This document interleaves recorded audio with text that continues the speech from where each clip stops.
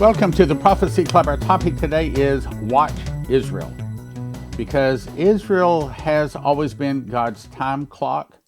And, well, for example, when America turns against Israel, that's pretty much our last act. Everything happens around Israel. And I know that other nations like Iran, which we're about to cover today, I think we've got an article on it, threatens all the time they're going to eliminate Israel. No. The Bible says that though the whole world comes down to attack Israel, and they will not succeed. At this point, we can say there will always be an Israel. There won't always be an America, but there will always be an Israel. Now, before I get into it, I want to say a great big thank you. I have been humbled. I've been brought to tears over those people that God laid on your heart to give, and said he would bless you powerfully if you gave, and the gifts are still coming in. Thank you, thank you, thank you, thank you. Okay, so I want to remind you also, Friday night is our Bible study from 6:30 to 8 p.m. And yes, we do this from the Spirit of Prophecy Church on the corner of Park and K in Plano, Texas, if you'd like to come and visit. And we do something real strange in a Bible study today. We read the Bible. That's the way it ought to be. I know. I mean, that's our church. You know, we read and try to study and follow the Bible. You'd think all the churches do that, but sad to say, apparently they don't. And apparently a lot of people, that's not what they're looking for. They're not looking for a church that teaches the Bible and then tries to encourage people to learn and follow the Bible. I say that because we have people visit that don't agree with what we're doing. They want to go to the smooth churches. Tell me smooth. I don't want the truth. I don't want the Bible. I don't want to hear about Jesus. I want you to entertain me. I want you to make me feel good. At least that's what I hear. Anyway, I figure I need the Bible study, so you're probably like me. If you don't constantly put it in, then it leaks out. Also, I want to say it's not just prophecy. And reading the Bible changes your worldview. It changes your attitude about everything. And sometimes we look at people and say, you know, why are you a Democrat? Because they haven't been reading the Bible. Why do you think that? Because they haven't been reading the Bible. Where'd you get that attitude? Because they haven't been reading the Bible. Because reading the Bible gets a godly worldview. Of course, when you read the prophecies, it gives you a prophetic point of view. So it's very important. Anyway, Friday night, 6:30. Join us. And that's on pretty much all the platforms. We're maybe not live on all of them, but we're going to eventually get it all up on them. Anyway, let's go on. Okay, now I need to refresh you a couple of things. I know I've covered this many times, and I know you've probably already written down every word. If you haven't, you should do so. So my first thing I want to remember here is the thing about Israel. If you look at point number 2, Leslie was told that Israel will give the Palestinians a state. That is our last act. Pretty much, when America splits Israel, God is going to split America. Then you go on to the next one. She was told the actual newspaper headline will be Omer ushers in Palestinian state.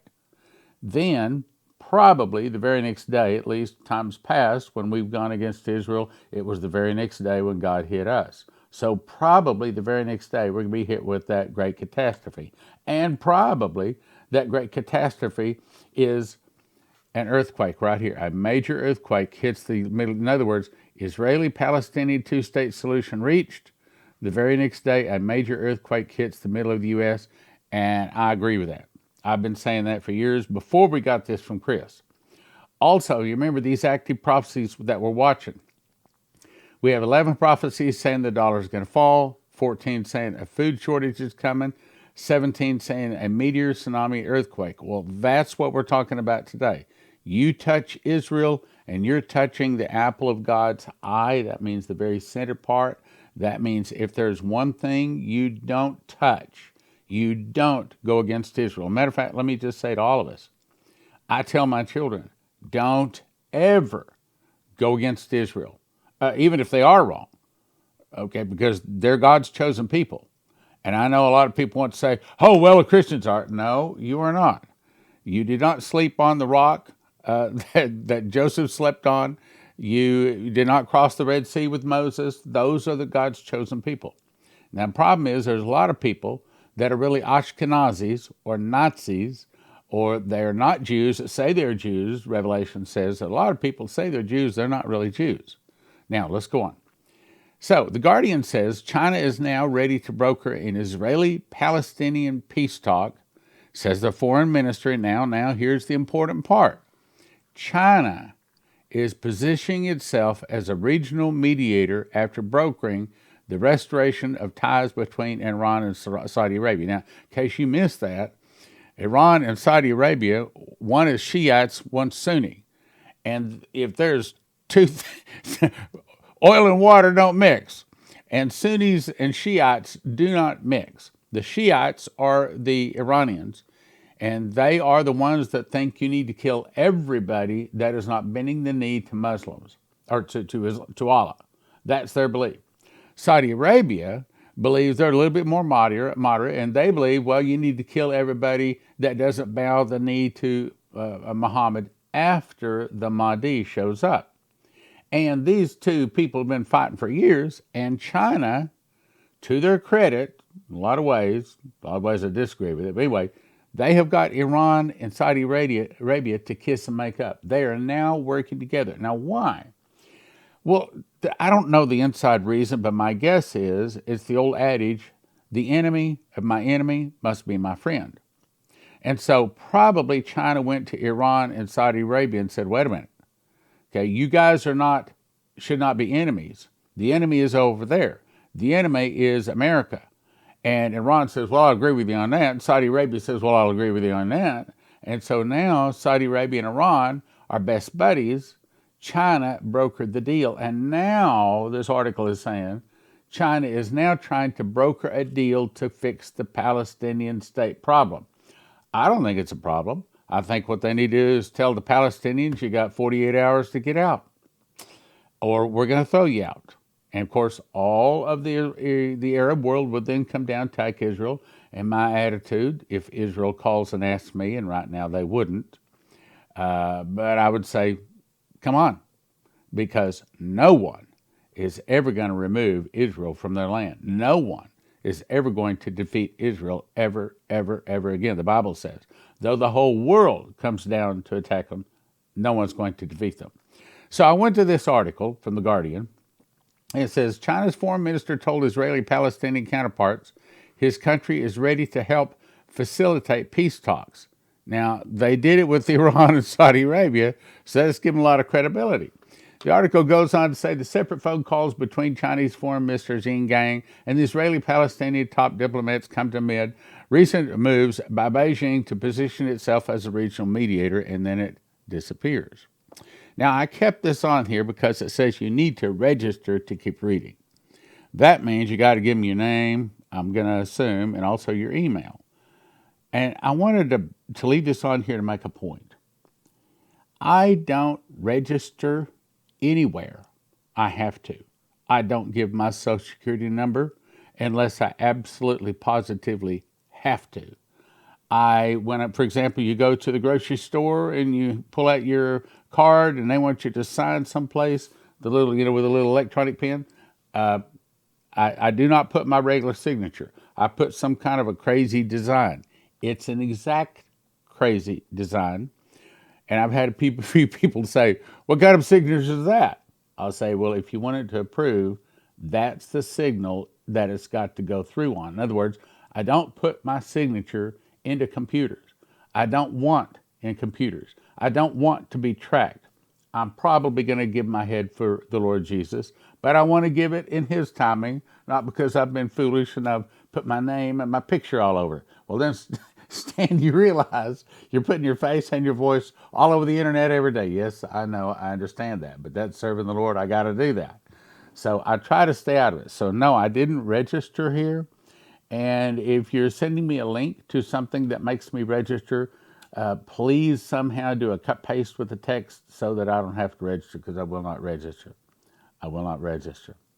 All right, let's go on.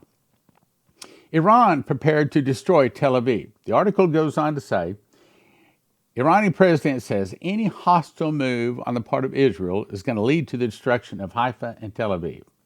And I'm going to say baloney. You go right ahead and attack Israel. It won't happen. Yes, I know the Lord is allowing these little small rockets to go through, but God is not going to allow Israel to be taken out. It's not going to happen.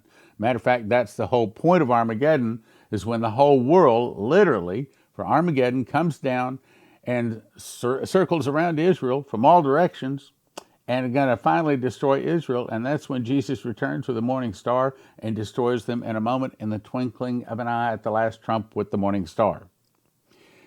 Racy called on the U.S. and other extra-regional forces to leave the Middle East for their own good. Okay, so that just shows you how weak America has become when little Iran is going to start threatening America. Delivering his remarks as armored vehicles rolled by and fighter jets flew overhead, Racy marked Israel's annual army. Israel marked Iran's annual Army Day by proclaiming that the smallest hostile move from the Zionist regime in Israel will, quote, lead to the destruction of Haifa and Tel Aviv.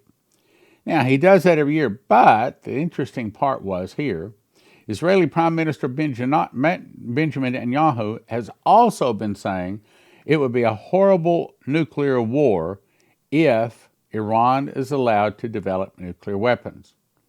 So we have another set of countries that are kicking dirt on each other's feet, drawing a line in the sand, kicking rocks at their feet, daring them to start a war. So I have to say, truly, the red horse has been released. Now, if the red horse has been released, that means the white horse has been released. If the white horse has been released, that means that the first seal has been opened. That means that obviously the tribulation had to have started. That also means that all of the pre-tribbers, all the people who thought they were going to be sucked in the ear so they wouldn't have to go through any testing, they missed that too. U.S. training and arming 5,000 Palestinian Authority troops in Jordan. Are we on the wrong side? Yes. Yes, we're on the wrong side. What are we doing training 5,000 of the enemies of Israel? No matter what soil we're training them on. We are, or the Biden administration, or the devil in the White House, is on the wrong side. So Biden administration is currently training and arming several thousand Palestinian Authority troops and providing military training for these Palestinians in counterterrorism and commando tactics, and will bring them 5,000 rifles. Yeah, that's right. We're arming the enemies of Israel. So should it be a surprise that here before long, he's going to give a Palestinian state to the Palestinians? That would mean splitting Israel. And then God has said through, 14 different people, that if America splits Israel, God is going to split America. Foresees the development of foreign forces, including U.S. military forces on the ground. The Biden administration provides guns and bullets and the training to use them, creating a special force of armed PA security forces.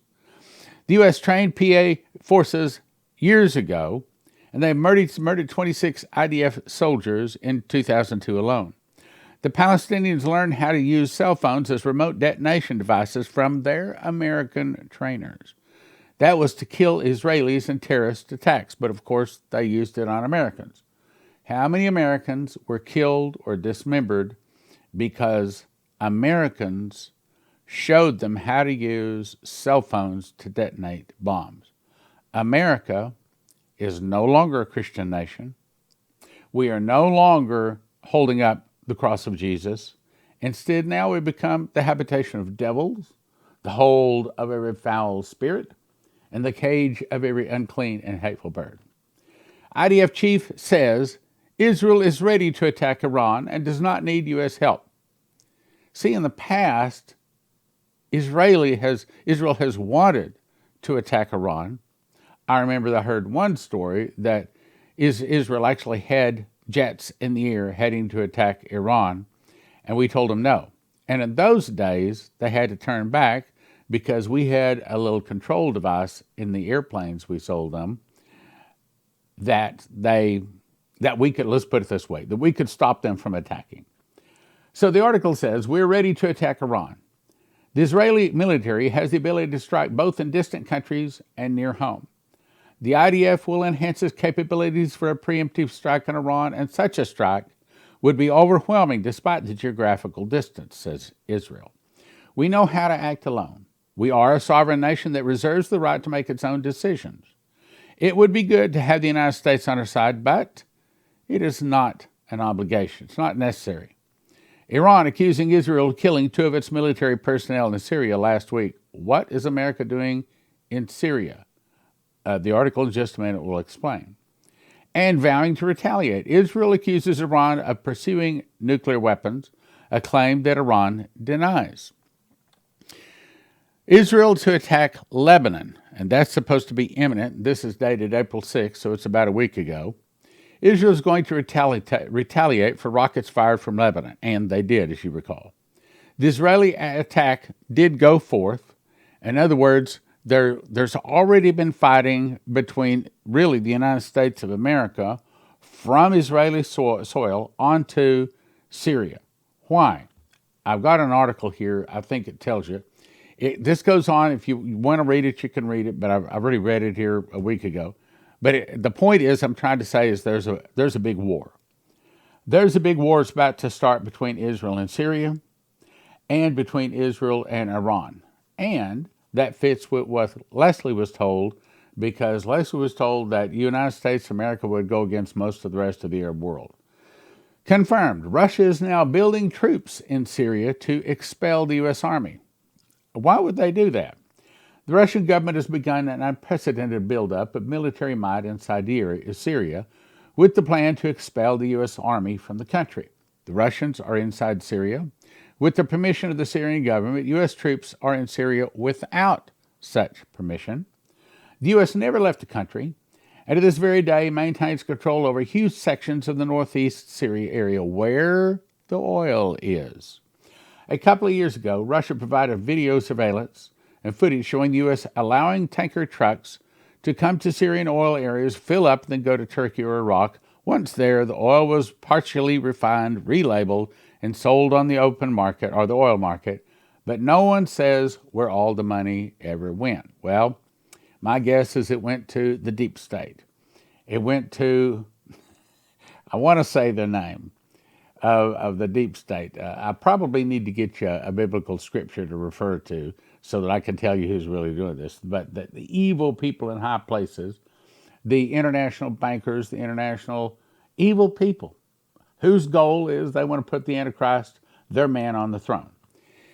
So it says $30 million worth a month of Syrian oil is being sold, or really America is stealing it, or really evil people that used to live in America that are probably feeding people money like George Soros and other people to do evil things. So again, America is not a Christian nation anymore. We are a nation of sinners. It goes on to say Russia is moving large numbers of troops, armor, artillery, and planes into the northeast Syria to face the U.S. Army. Russia is planning to expel the U.S. from Syria, or it should say the evil Americans from Syria. Russia will tell the U.S. to get out of Syria by such and such date, or war's on the table. See, that's another point I want to say, is right now there's wars either going on or about to start in several nations around the world. If you've been listening to the program, like I've never seen it in my lifetime. UN peacekeepers on Lebanon border ordered into bomb shelters Israel to attack Hezbollah in Lebanon. And, of course, this is April 6th, and they did. My point is that we are getting very, very close to a really big bloodbath war. And, yes, Israel went up there. There's been some bloodshed over that. This article tells more about it, but I'm going to go on to it. Russia Deputy Foreign Minister of the United States escalated past Cold War and is now in a hot hybrid war with Russia. What? This is Russia saying we are no longer in a Cold War with America. This is Russia saying we are now in a hot hybrid war. Now, what does that mean? It means that Russians are not directly facing American soldiers on the battlefield, at least not big enough for them to say. But what is happening is America is throwing, how do I say this? There's two guys in the back of the high school. One's a Russian, one's an American, and they're about to fight. You can tell they're about to fight. Their fists are doubled up, and some of their buddies are handing them rocks to throw at each other, and they're kicking sand and they're kicking rocks at each other's feet, and the war's about to begin. And as a matter of fact, some people are saying there's already been a couple of blows landed, but the blood has been covered up. Maybe that's a good way to say where we are right now. The new Cold War is already over. This is Russia talking, accusing the United States of playing with fire by pushing the world towards nuclear war that he insists Russians wish to avoid. The comments come just hours after Russia announced it had deployed nuclear-capable missiles to the borders of NATO and Belarus and refitted Belarusian jets with the equipment to carry and drop nuclear bombs. Now, what do you really think is going on here, Stan? I really think the Russians were created with the whole 1912 war. The whole point of creating the Russia that we have today was to come against and defeat and destroy America. When I had lunch with, the Russian, Stanislav Lunev. This is back in 1998 when he made a DVD with us talking about the suitcase nukes that he helped find a place to hide when they were smuggled over here back in the 1980s. I had lunch with him back in 1998, and he says, Stoney, you have to understand, the whole point of Russia is to destroy America. Okay, so Russia wants to destroy America, but they want to do it in a way so the rest of the world does not destroy them. And the way they do that is they want to make it appear that America attacked them first. And of course, the Biden administration and a lot of other evil people in America is helping that along by actually attacking Russia. And right now, Russia could send nuclear weapons, wipe America out, and right now turn around and say they attacked us first. We've warned them. We warned them, we warned them, we warned them, we warned them, we warned them, and we warned them. And America wouldn't listen. Right now, that could be said. So it goes on to say, U.S. is playing with fire. Is risking making fatal mistakes. The Russian Federation will be ready to take all measures and use all means at our disposal if there were attempts to encroach on their sovereignty. You mean like sending M1A1 Abrams tanks into Ukraine, which according to HalTurnRadioShow.com are already in Ukraine? Russia's already said that's a red line. You put them into Ukraine and we're going to start blowing them up. So when two people are sending weapons into the battlefield and those weapons are killing their enemy, they are involved in the mission, in the war. Israeli-made cluster mortar shells were found in the Ukrainian armed forces. There you go. So now Israel is involved in it. So we see war starting up, and that's my point today, between a lot of nations. Israel has been caught red-handed supplying deadly cluster munitions to Ukraine for the use against Russian forces. IDF forces have transferred a large batch of 120 millimeter mortar ammunition to Ukraine. Now, I'm not a military guy, but my guess is that's like about this big around. Apart from the fact that such ammunition has high destructive power, it turned out the ammunition in question, which is a cluster munition, which is not only causes serious destruction, but also poses an additional threat of landmines. This is not the first time the Israeli side has supplied such munitions to Ukraine. Deliveries of such munitions to Ukraine indicate that Israel is directly participating in fighting Russia. So that means Russia right now could turn around and attack Israel and say they attacked us first. Breaking news, Iran has placed its entire armed forces on alert. Now this is March 14th. Iran issued an emergency order this evening to the entire military, ordering them to high alert. See, so this war thing is not just talk. Okay, we're having military exercises on the part of China, America, Taiwan, Iran, several of these nations. The Israeli armed chief says IDF campaign versus Iran's nuclear project, quote, has already started in some dimensions. Israel just said they're at war with Iran. Hearing reports that dozens of Israeli jet fighters have taken off from bases around Israel. Israel's defense minister is said to have been at the IDF headquarters for 24 hours straight. So by the time you watch this, it may be that Israel has already attacked Iran. Goes on to say rumors that Azerbaijan has transferred heavy military equipment toward the border of neighboring Armenia, and a statement of Armenia's prime minister regarding possible aggression by Azerbaijan. Iranian media threatened Turkey and Azerbaijan, citing the territorial integrity of Iran. I've just been told that the goings-on between Azerbaijan and Armenia may be a distraction to Iran, and that Israel may try to strike Iran's nuclear facilities tonight. This is March 14th. So this was just a few days ago. Of course, this is not confirmed. I am having another Level 2. Level 2 School of the Watchmen's Conference, and I'm calling this a teacher's course. It's going to be September 15 and 16. You can go to prophecyclub.com, and it'll tell you all of the details about it. And it gives you all of the requirements. I'll let you read that online. However, the big question is, you're going to be saying, well, what's the difference between Level 1 and Level 2? Well, lots. Level 1 was primarily reading through most of the book of Revelation and teaching it. That's not be Level 2. Yes, we will do some reading. But this one is designed to make you a teacher of Bible prophecy, which, by the way, our office wants to know if you went through Level 1 and if you have taught or have been invited to teach from the book of Revelation and you went through Level 1, send me an email. I'd like to know that. I know there's been at least one. I think there's two, maybe more. Anyway, I'd like to know.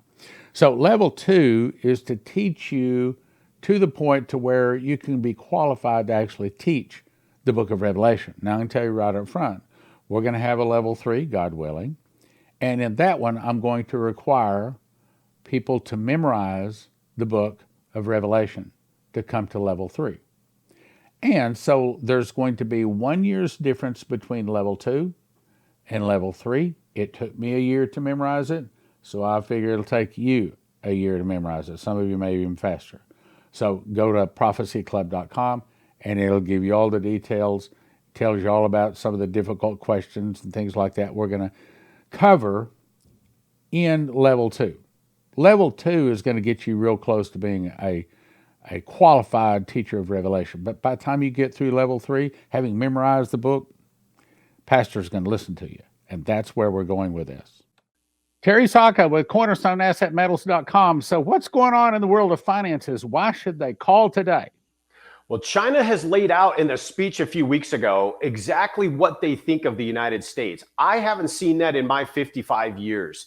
With China and Russia forming these reserve currencies, new reserve currency, we better be prepared because that dollar is going to be in deep trouble and we're going to need assets to protect us from it. CornerstoneAssetMetals.com. Call them or go online, CornerstoneAssetMetals.com, or call them at 888-747-3309. 888-747-3309. I'm going to show you something you've never seen or tasted before. I'm doing this impromptu. I just went out to my own bread machine and I pulled this out. This is a loaf I made Saturday. This is my famous raisin, cinnamon, vanilla. This new loaf, the whole loaf would weigh about 3 pounds. Of course, I've already eaten about half of it. But I want to show you why you have never tasted this. Each one of these slices, you can see how thick it is. One of these slices is a meal. You eat one of these in the morning, one in the afternoon, and not only are you satisfied, you're really satisfied. You're really happy. Cinnamon, raisin, vanilla, and yes, at josephkitchen.com, you can get the recipe.